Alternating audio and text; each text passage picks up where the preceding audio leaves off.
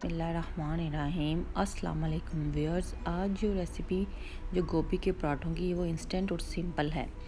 जो गोभी का मिक्सचर है आप मेरे गोभी के पराठों की रेसिपी में चेक कर सकते हैं। वो मेरे पास लेफ़्ट ओवर था तो मैं उसके लिए आपको इंस्टेंट वे बता रही हूँ। 2 रेडीमेड पराठे लिए, सादे वाले फ्रोज़न हैं। उसको हमने बाहर निकाला, थोड़ा सा सॉफ्ट किया और उसमें जो मिक्सचर था, इसमें काफ़ी ज़्यादा क्वांटिटी में हम मिक्सचर डाल सकते हैं। फिर हमने दूसरे पराठे को ऊपर रखा और अच्छे से साइड्स जो हैं इसकी आप देख रहे हैं, इनको आपस में मिला देना है।